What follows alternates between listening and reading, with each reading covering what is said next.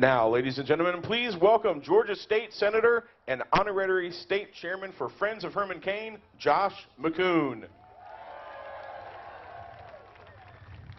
Good afternoon. I want to begin by telling you a brief story. A few weeks ago, I was at a local bookstore in Columbus, Georgia. I was there to buy a copy of the Sunday Atlanta Journal-Constitution.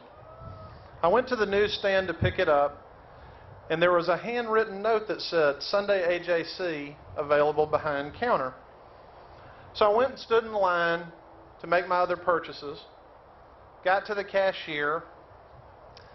There was a lady in front of me that was trying to make a purchase. She said, I got to get a little more money from the car. I'll be right back. Took her little daughter with her out of the store. I moved forward. I asked for the Sunday AJC. The cashier asked, how many do you want? I thought, do I need more than one? I said, just one. By the way, why do you have these behind the counter? She replied that people were removing the coupons from the Sunday AJC and not buying the papers. About that time, as I completed my purchase, the young woman came back to make her purchase. What was she buying? 6 copies of the Sunday Atlanta Journal to get the coupons inside. It was a shock to me as to how bad our economic situation in this country really is today. This is what this campaign for Herman Cain is all about. It's a great cause we are engaged in for the Republican nomination for President of the United States. It's about who we are going to choose to move this country forward. We're all gathered here today because we recognize the crisis this country is facing. We have historically high levels of unemployment that is not really reducing. Ask any of the millions of Americans without a job. We have the largest budget deficits in our nation's history and a debt crisis of unparalleled magnitude. This is deadly serious business we're engaged in. The coverage of this campaign, and frankly Washington in general, largely ignores these very serious problems. So it's up to us, you and me, to get people focused on the candidate for president who has the plan to get our economy moving again. You know what it is.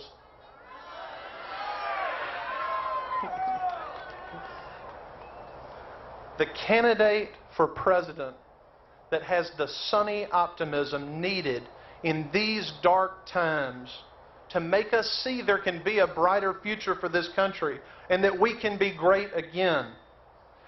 The candidate for president who has the bold vision and the leadership skills to navigate the choppy seas ahead to bring us into the harbor of growth and opportunity. You know who that candidate is. He is Herman Cain.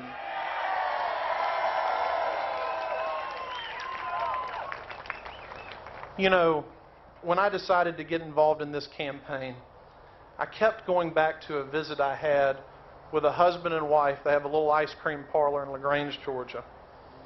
They told me they were really having trouble keeping their heads above water with the higher taxes, higher health care costs, and Obama regulations stifling every business, large and small. And it made me think about how far we have drifted as a country. My grandfather came back from World War II with an 8th grade education. He and my grandmother started a little grocery store at 5th Avenue and 8th Street in Columbus, Georgia. They didn't have much, but they worked hard, they saved, and they were able to build a life for themselves and their family. They had a son, my dad, who grew up working hard in the grocery store and spent his summers working in the mills in Columbus. He went to college and went to law school, became an attorney, and built a life for him and his family.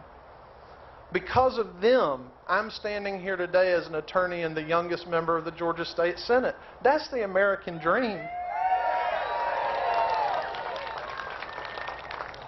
Herman Cain's life is Exhibit A in the case for the American dream.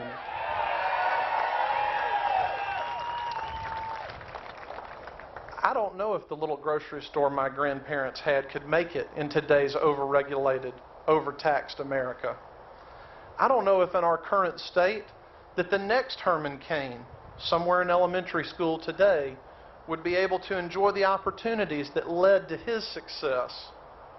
So the question is, are we going to sit back and let the left tell us it is over?